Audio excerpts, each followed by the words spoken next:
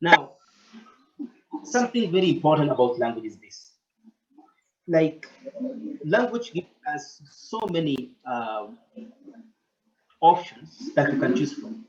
And these options are available to us at all the time. The only thing that is different is that when and how do I have to use option at the expense of the other. And that is the only skill that you need in this class.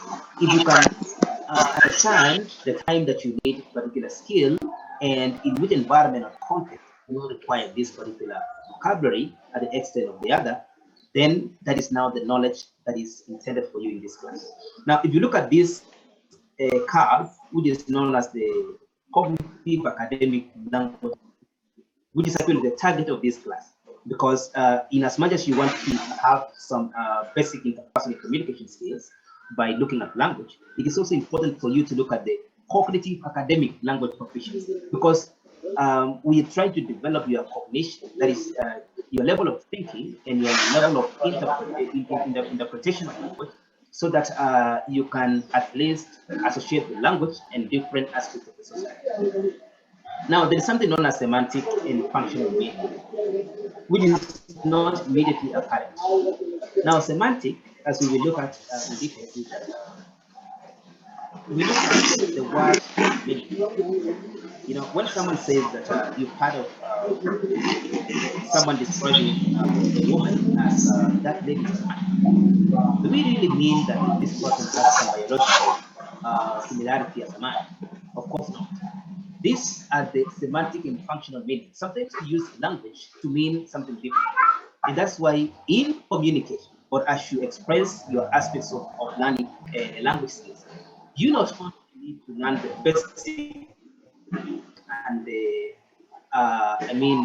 dictionary meanings, but also the hidden and social connotations associated with the language. Now, if you look at every time you experience a language, you need to analyze it. For example, for the L1, that is the first language you learn, assuming that you are from English speaking world, where English is your first language, and then you are from L2, like in Kenya, where English is your second language. Now, as we go next, you can look at this relationship, which is also another point of in an exam, I can ask you to distinguish between the form and content. And then, of course, how do we use different forms and how do we use content? Now, for your information, it is good for you to understand these very important things. Now, form is the word order and word endings in the speech. Now, this is what I can say. If I want to communicate to an individual today, you will notice that English, and for instance, I will use my language, which is Kalenjin, they have different word orders. In English, we have the subject, the verb, and the object. So in every complete sentence, we have the subject, the verb, and the object. Now, if we change that word order, that means you're changing it purposely for communicative reasons. Now, it is possible, I'm not saying that the fact that English has an SVO order, it does not mean that you can't alter the word order. But every time you alter it, every time you change it, that means you're changing it for purpose of communication. So you want it to function in a particular way. Now, if you go to Kalenjin languages, or most of the Nilotic languages, which have the verb, subject, object order, it means that for you to have communication properly, you can have a complete sentence beginning with the verb, followed by the subject, then we have the object. So in that case, this is what we do. That we look at different forms that a language can offer. Now, it will be important for you to understand this. Language can give us different forms, and these forms are used in different environments for different reasons. And if you look at Kiswahili, for instance, most of the words end in a, all right? Kulima, kucheka, kulia. Almost all Swahili words have an a ending, except the words which are borrowed from other languages. Now, that's the form. And every time you're writing a business proposal or business concept paper, you really need to understand which forms are appropriate and which forms are inappropriate. That's why even we learn about active sentences and passive sentences. In which case, we know that passive sentences are more common than active sentences. When you look at the content is now what has been said. That is the word meanings. When I say when I talk about something like a car, I mean a car. That is the word meaning. But you see, when someone describes a lady as a car, you know, that is not the meaning. That is an additional or socially associated meaning. All right. So the first thing that you need to understand is to look at the content. That is the way word meanings link together. Like the interpretation of this, the meaning of this word. See, when someone says all men are dogs, they don't necessarily mean that men have tails or men have very long mouths. They have some associated meaning, which is obviously different from the one that is being communicated. And that's why it's important to know that content is the word meanings, and these word meanings may change from one context to another. And then the sequencing is the arrangement of the words. Now, I'll give you an example. You see, when someone says that tonight I'm going to Nairobi, and someone says, another person says that tonight, someone says, tonight I'm going to Nairobi. And then another person says that to Nairobi, I am going tonight. Now you realize that this is the same information, but with different sequencing. That is, the words in that sentence have been arranged different. And even if you look at the passive and active sentences, you know, like the streets were cleaned by the soldiers, and then the soldiers cleaned the street, then the sequencing of words sometimes is different or varies, purposely because sometimes the words which are brought at the front, that is, it's called fronting, are the words that carry a lot of silence. And then we have the use, like what is the use of this form and content, right? We want to use it to converse. We want to use it for social rules. And of course, we can talk about things such as the different social situations that we have. So the only thing that you really need to understand here is that you need to understand which form is more appropriate for my writing. I'm writing a business proposal. So which is more appropriate? Is it active or passive? You need to consider that. And then what is the content? The content is now the word meaning. If I use this word in my proposal, what are the possibilities that this word will be interpreted differently in the actual usage? Because I should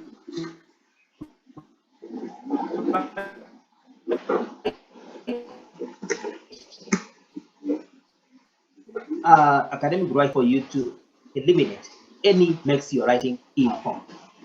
Now, let's proceed and look at another thing that we need to understand. Right, sorry for that. Yes.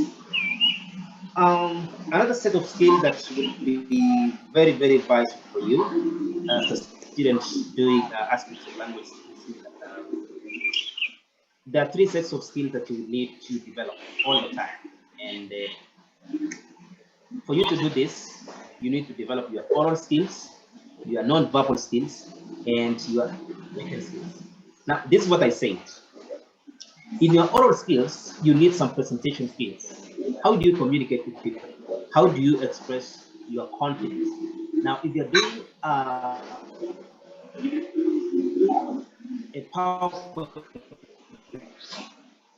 like what I'm doing samples, because I want to attract your attention. So you also need to know something known as audience awareness. As I speak to you, I know that I'm speaking to university students, which would be different from if I was addressing primary or secondary school students. So the oral presentation, I need to be very accurate in my pronunciation for that matter, because this is all work. But of course, if I was teaching a different set of students, let's say from United States or from the UK, for instance, these outside countries, you realize that even their mode of interaction is obviously different from the way we are. Normally, I've seen how these classes are conducted, and there is 100% difference between the way how we do it here and the way it is done elsewhere. Because here in Kenya, we lack expressive skills. We can't express ourselves. Even students can't actually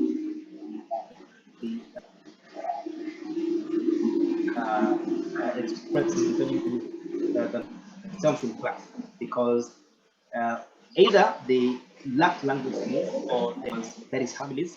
You're told that you only speak when someone speaks to you, and if someone doesn't speak to you, shut up.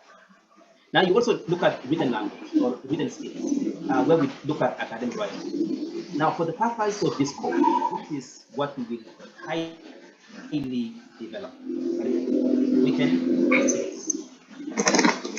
Now, when it comes to oral and non-verbal, those are the things that you teach yourself. You need to practice. If it is in a class situation like this, you need to open your camera. You need to ask the questions. That is the only way you can learn how to communicate with people. Otherwise, there is no other environment where you can do this. But for the written language, the academic writing, editing and revision, and then presentation of the data, that is something that you can do. We can help you to advance. And then we have the non-verbal communication, which is personal presentation, and then audience awareness and body language. Now, these are in most cases, they are considered to be unconscious levels of communication. And this is hidden language. It is hidden in the sense that it is unconscious. You know, the way you dress, the way you smell, the way you smile, the way you walk on the street, it can actually tell us where you come from, the level of knowledge you carrying in your head, because that is language. You know, you are a walking language, and every time you do some things, you learn something about you. Now, let's look at this in details, the content and the form and the use in details a little bit. Now, content is what we say, right? So when I say come here, that sentence has two words. It has the word come, it has the word here. Now, how do we say things? You know that for the comedians, for instance, comedians are comedians because they know how to say things. And trust me, if you are given a phrase that was said by a comedian, like Churchill, to say it in public, trust me, people might not even laugh, because the way you will say it will be, of course, different from the way Churchill would have said it. So content is what we say. And what meanings, like what does the word mean in this context? And when words meaning link together, and that is sequence. And then the form is how we say it. So for you to have some sufficient communication, you need these two things. I have the word to say, this is the content. And then which one is the best form to pass the content? Is it using a PowerPoint? Is it using the Word or Excel? Or which is the best way or the best form to convey my information or my ideas? So this is how we say it. That is the phonology, the sounds, how we sound, how we articulate words. That is the morphology. How do we combine words? All right, word formation. We also look at the syntax. Syntax is the arrangement of words. How do we arrange the words? In which word order? Why is it possible for me to say that I am angry? And of course, I was asking students about this question here. You see, when someone says that I don't hate you, have they actually said I love you? For that, for instance, right? Because if by saying I don't hate you, does that mean I love you? And those are the things that we look at, how we say things and how these things can influence how someone will respond. And then the use, that is why we say it, that is for pragmatic, because we want to converse, because this is how it is said in the society, that is the social rule. And then we want to match language to the situation. It is very important at this step. Now, look at this, the Cummins iceberg, and the language used, like how do we use language in Cummins iceberg. This is what we need to pay attention to as we use language. Here is what we can do. We have the social use. In the social use of language, we look at the basic interpersonal communication skills. This is the speaking and listening. And that is now the social use of language, which everyone was born in a particular society, and they were exposed to a particular language. They know the basic interpersonal communication skills. They can speak, they can listen to their language. Like what you're doing right now, you're listening to what I'm saying, and you can speak if I give you an opportunity to do so. Now, in academic writing or in academic level of language, the one that we will focus much more in this class is that we look at the cognitive or the academic abilities. That is the language proficiency. And this is where we now advance all of them. That is speaking, listening, writing, and reading. But because I said this class is more of writing, then we focus so much on writing as compared to others. Now, these are the language skills that we look at, the 4 language skills. That is speaking, the reading, writing, and listening. But more so is that we will focus on this. Now, we will divide or we will classify the language skills in these aspects of language skills into 2 main parts. Now, the 4 and fundamental language skills, which is listening, speaking, reading, and writing, can be classified into 2 main parts. Now, these are the things that I would really encourage you to be paying closer attention to.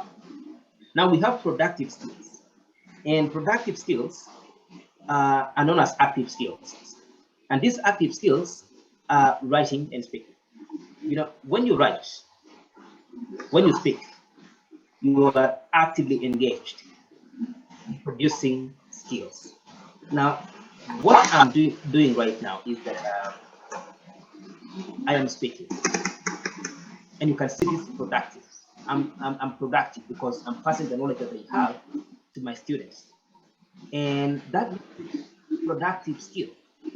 And when I write, I'm writing and composing materials, and these materials can be consumed by someone else. So I'm actively involved in production and dissemination of knowledge. Now, when it comes to receptive skills, receptive skills are the skills that we receive. It is from the word receive. So they are passive. Like right now, what you're doing is that you're listening to my lecture, which means you're passively involved in this communication. You're not doing much apart from writing, which is now productive. I can see some of you are taking notes. So when I'm producing skills, you are receiving skills. That is now how we can distinguish between 2 sets of skills. And then when it comes to reading, you see sometimes when you read, you go to the library, then pick a book, and then start to read. You don't need any other person to be there or available to you, which means you are receiving the knowledge. You are reading from what someone has produced. So that becomes a receptive. And these things are very minute. They look like they're not quite important, but when it comes to the exam, sometimes you get confused.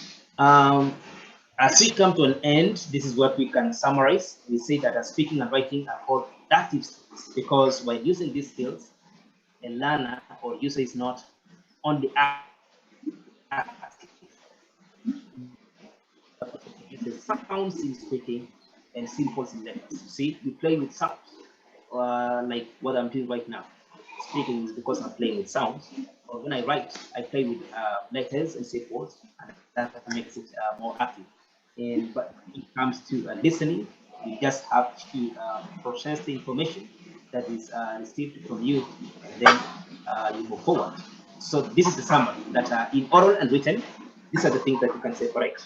Like if we have this language that is receptive and productive, we can still further categorize them into two main areas. That is the oral, which is now listening and speaking.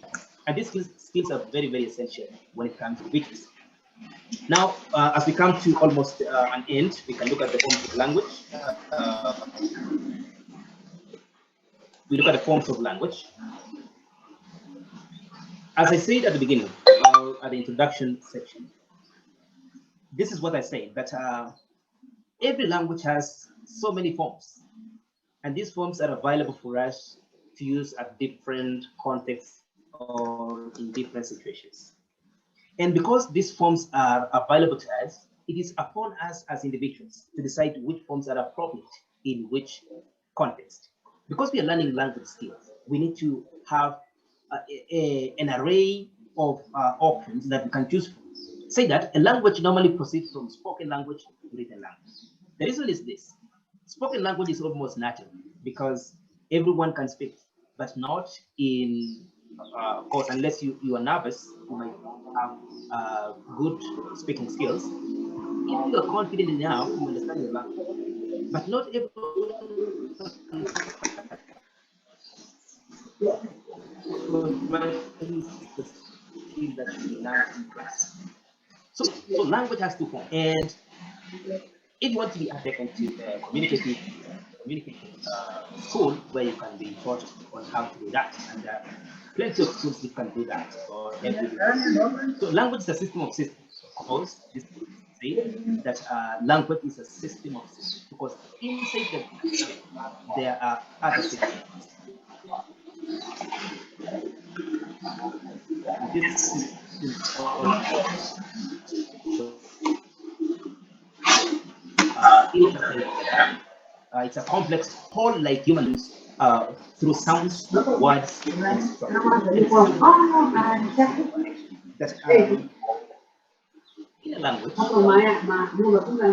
all of us, like if you speak TC, if you speak Kamba or any language of any nature, that language normally has sounds, it has words, it has structure. But we never use the same language in the same way because the way, of course, we have everyone is exposed to different sounds and different words, but the way we use these words or the way we combine them in our writing is different. That is why it is very easy to know that this work of writing was done by this particular author, and this one was done by the other person. Why is this possible? Because sometimes you find that some authors like using complex sentences, some authors like using simple sentences, some like mixing them. And even as we progress in this class, we also learn different sentences and how we can use different sentences and structure our writing and how this is important. So these are integrated with one another and constitute complex whole, which is language. So a language is a system of phonetics, grammar, and vocabulary, which themselves are systems within the system. So every time I ask you to, describe what the language is, you will tell me that language is made up of grammar, it is made up of vocabulary, it is made up of sounds, it is made up of different structures. It's like a whole tree. And this tree is made up of so many interdependent parts. And these parts, each and every, has a role in meeting a particular community needs. Now, as I've said, we have phonology, and phonology is now sound system of a language. Like this is what I can tell you when it comes to phonology. In English, maybe I can annotate something here. I can write for you to here. In English, you find that there are so many words which can be written with CH, right? something like that. So you can see that English allows CH combination. You can also have the word CH, chemistry, right? But there is a warning to that. Like we don't say champagne, right? We say champagne. We don't say charger, we say charger. We don't say chemistry, we say chemistry. Now, because these sound systems are rules that govern how the language is used. And understanding the language means understanding even the aspects of communication. I mean, the aspects of pronunciation. How do we pronounce particular words? And how, if we mispronounce a particular word, how does this affect the communication? Now, you will not find an English word which begins with this, sorry,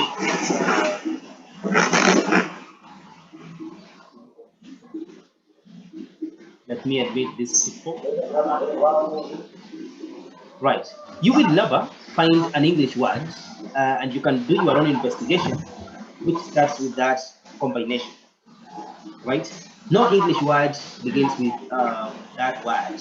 So just ask a person from UK or from Australia to pronounce that word, Gombe. They will not pronounce that word because this is the sound which is not present in their native language. All right, but in Kiswahili we have a lot of these words in the table, and that's why the combination of sound, that is now the phonology, the sound systems of a language. Which words are allowed to combine? Which words are not allowed to combine? That is now an English and Kiswahili concept. But in English, you find that there is so many words that have this ng, but at the end, you will find that there are so many words like sing, right? Because they can appear at the end, but not at the beginning. Or they can appear in the middle, but never at the beginning. Those are the sound systems of our language, and how each and every language, um, arranges some particular words. So just for an interactive session, let me ask you one question. Like, what is the name of a phone, just like this, in your language? If you can type it on the chat, let me see. What is the name of a phone in your language? Let me see how these sound systems varies from one language to the other, and I can show you the how this one works. Very quickly, I can see there's some. Just if you can type, that will be okay. You can use the example. Yes, you can see from Kijiko, Timo. Yeah, I think this is probably from the same language.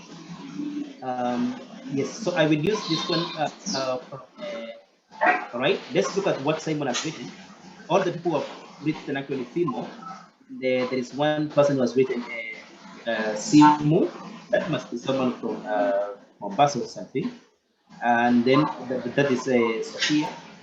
And then there is one for Jabir, which is really, really different from what I expected. And then we have this person who calls himself Son of the West, Lusim. And then we have also Joseph, who says that we have Lusim. Now, if you can look at, let me use these examples here just to illustrate. If you look at Son of the West example, Lusim, it is possible that in his or her language, some other words in that language begin with Lu. Because you see, the word is actually Simu, which is Kiswahili, but the phonology or the sound system in the language does not allow them to say Simu like that. You need to add something. You need to bring some sound in the word that is borrowed so that it can fit in, right, within the words in your language. If you look at this example from the people who have actually said Timo, you see like Tujiko, Simon, and Joy Wamboi, I want to believe that in this language there are also some other words which have the fee, right? And that's why you find that there are even some communities in Kenya which have a problem in pronouncing even the word Nairobi, right? If you go to People from Eldoret will say Nairobi. Then if you go to people from central Kenya, they will say Nairobi. And then there are some other which also pronounce, because there are some particular words which are not naturally occurring in your language. And that's why it becomes very hard for you to be using these words. Thank you very much for those people who have actually uh, contributed to this. I can see some of them are borrowed from English, some of them from history. Me, I used to believe that change is Chengwa, not actually from a particular community for that matter. All right. As we continue, we're almost ending. Let us finish with this for today. I can sorry because today is just an introduction. Now we look at morphology. Morphology is how we form words. How do we form words in morphology? Look at the way words are formed, like in English. In English, this is what we say, that coming, going, and singing. Most of the verbs, they have ing. If you go to Kiswahili, we don't have that ing format. But you will still find that people will take the skills of English, combine with that of Kiswahili, and they come up with a blend. That's why you find people say, today we are doing that, right? So Dunda is Kiswahili, which is the Sheng form of Kiswahili, and then we have ing, so it becomes Dundai, like we are Hujai, something like that. So that is morphology. How do we form the words, right? Which combinations are acceptable in the word endings, for instance. Then we have the semantics, which I said is very, very important. In semantics, we're talking about the word meaning. What does the word mean, right? So semantics is actually the word's formation that is giving meaning in a system called semantics. So in other words, in semantics, this is what we look at. Like, what is the meaning of the word dog? And what does this word means when someone says that you are a dog? Does it mean that you have changed your appearance and you're now a dog? You're no longer a human being? That is semantics. So you need to understand, say that when someone tells you that you are stupid, it doesn't really mean you're stupid. That's just a phrase. Because if you were stupid, actually, you'd not get a university. So that is why you some words literally and taking offense. Because people don't necessarily mean what they say. And then in syntax, syntax is now how we arrange the phrases, how we arrange clauses, how we arrange the sentences. That is, if I have the word, the student, no, the president was arrested, and we have another expression, the president. I think someone has a question here. Maybe you can listen to. Omondi, maybe you can ask.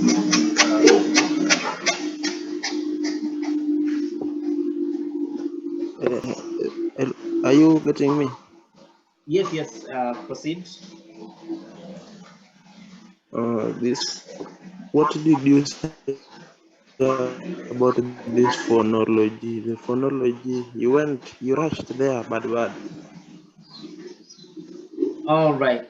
For phonology, Omondi, this is what it means. That every language has a particular sound.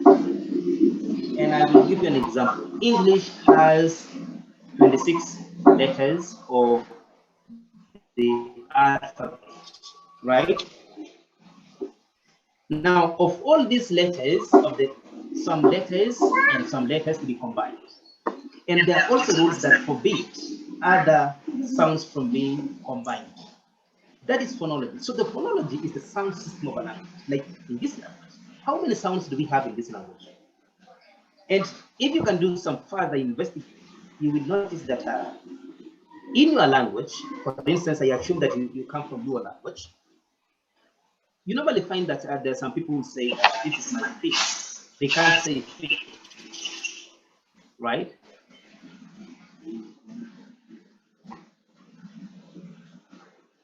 And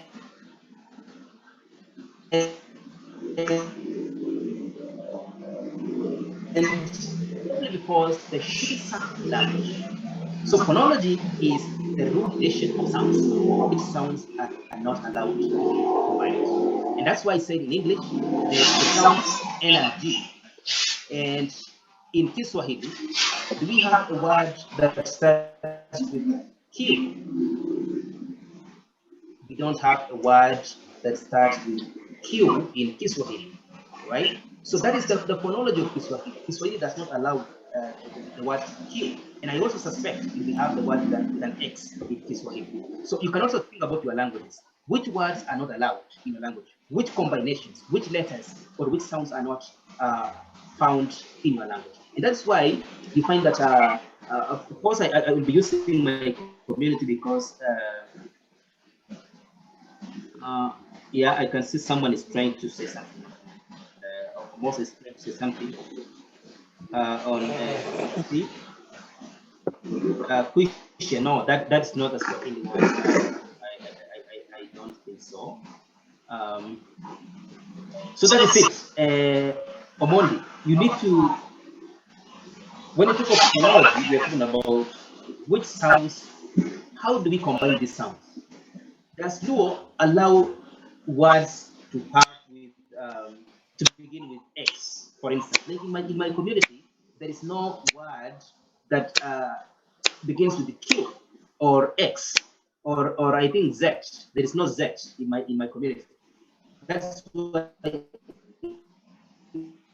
even people from where I come from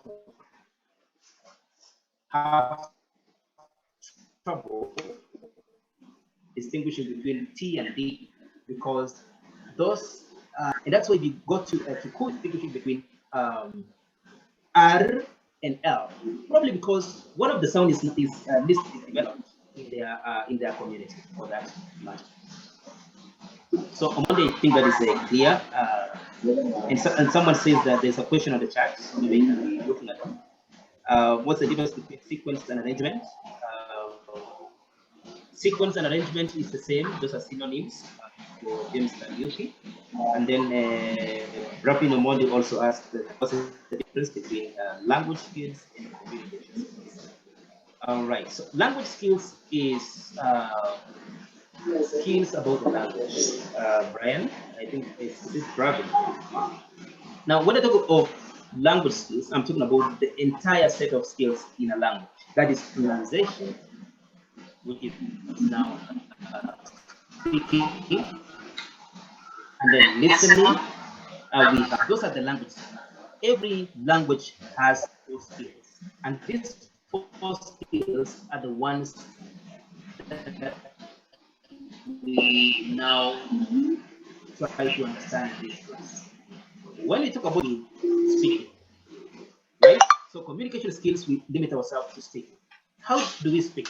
How do we present ourselves? How do we do better presentation? That is now communication skills. How to communicate. Sometimes you might have even written communication in this way. Sometimes, how communication skills, how do I convey the information that I have to the recipient in a way that is more smooth, in a way that is more understandable than the other way. That's why today, even in presentation writing, and this is the skill that you need to understand because skill that will make you employed is actually either skills. We have the expression skill. How well can you express yourself in interview? And then we have written skills. Written skills is how much can you communicate in a single page. Now, when you will be applying for jobs, you will see that some companies will ask you to present a one-page CV. Now, which details will you exclude and which details will you include?